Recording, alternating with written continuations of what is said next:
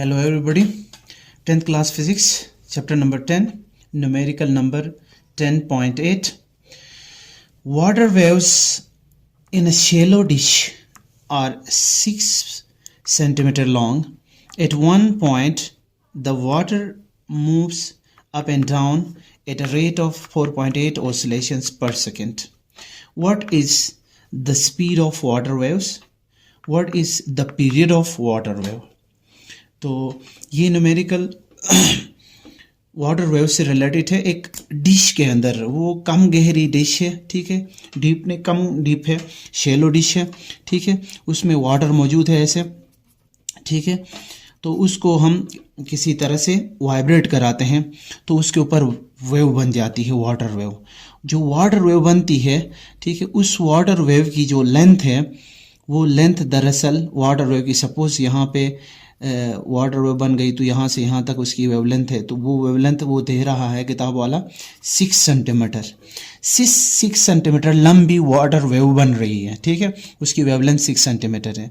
अब उस water wave को बनाने के लिए वो वाटर को वाइब्रेट करना होता है, तो वो वाटर वाइब्रेट हो रहा है, उसकी वाइब्रेशन की जो रेट है 4.8 वाइब्रेशंस या ऑसिलेशन पर सेकेंड, यानी एक सेकेंड में वो वाटर ना 4.8 ऑसिलेशन परफॉर्म करता है। एक सेकेंड के अंदर 4.8 ऑसिलेशंस परफॉर्म करता है, यानी 4 पूरे ऑसिलेशंस परफॉर्म करके 5वां वाले में यानी 8 उसका 80% ऑसिलेशन करता, तो यानी पूरी 5 ऑसिलेशंस परफॉर्म नहीं करता, 4.8 ऑसिलेशंस एक सेकेंड में वो वाटर अप डाउन होके करता है, ठीक है। तो यहाँ इस पर्टिकुलर डिश के अंदर, वाटर डिश के अंदर बनने वाली जो वेव है, उसकी स्पीड मालूम करना है, उसका टाइम पीरियड मालूम करना है। तो 2 काम हमें करने हैं, इसीलिए सबसे पहले हम डेटा बनाएंगे। तो वेवलेंथ तो 6 सेंटीमीटर वेव की गिवन है। अब सेंटीमीटर वेवलेंथ का ऐसा यूनिट नहीं है, मीटर है, लिहाजा इस सेंटीमीटर को हम मीटर में कन्वर्ट करेंगे। सीधे सीधे सेंटीमीटर को मीटर में कन्वर्ट करने के लिए, सेंटीमीटर को मीटर में कन्वर्ट करने के लिए डिवाइड करेंगे आप सीधे सीधे 100 से डिवाइड करेंगे तो 6 डिवाइडेड बाय 100 करने से 0.06 और मीटर में वेवलेंथ की वैल्यू आएगी, ठीक है। और number of oscillation per second यानी frequency, number of oscillation per second किसे कहते हैं? फ्रीक्वेंसी को कहते हैं। तो उस वाटर की फ्रीक्वेंसी कितनी थी? वाटर वेव की फ्रीक्वेंसी 4.8 हर्ट्ज थी।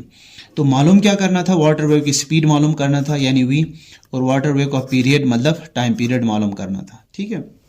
तो सबसे पहले स्पीड मालूम करते हैं। स्पीड मालूम करने के लिए वेव इक्वेशन यूज करते हैं, v = f लैम्डा, ठीक है।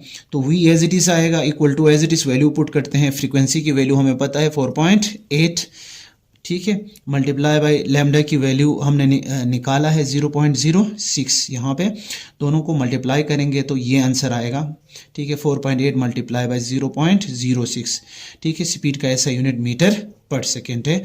तो जो वेव्स इस शेलो डिश के अंदर वाटर वेव्स बने थे, उनकी स्पीड 0.29 मीटर पर सेकेंड है, यानी एक सेकेंड में यहाँ बनने वाले water waves 0.29 metre distance cover करेंगे, ठीक है, इनकी स्पीड इतनी होगी। अब टाइम पीरियड मालूम करेंगे, क्योंकि टाइम पीरियड मालूम करना था उसका दूसरा काम, ठीक है। तो टाइम पीरियड हम जानते हैं कि फ्रीक्वेंसी का रेसिप्रोकल होता है, या टाइम पीरियड = 1/f होती है, ठीक है। तो वैल्यू पुट करते हैं, 1 एज इट इज डिवाइड की जगह डिवाइड, फ्रीक्वेंसी की वैल्यू 4.8 है, पुट किया, ठीक है। 1 से डिवाइड करते हैं 4.8 को, तो आंसर आएगा 0.21, और टाइम पीरियड का यूनिट SI यूनिट जो है सेकेंड है। तो टाइम पीरियड हमारे पास आता है 0.21। तो जो वेव वाटर वेव इस शैलो डिश के अंदर बनी है, ठीक है, उस जिसकी वेवलेंथ 6 सेंटीमीटर थी, उसकी स्पीड 0.29 मीटर पर सेकेंड, और उसका टाइम पीरियड जो है 0.21 सेकेंड। ये दरअसल रिजल्ट आया, ठीक है। तो ये स्पीड आ गई और ये उसका टाइम पीरियड आ गया जो वाटर वेव बन गई थी, ठीक है। ये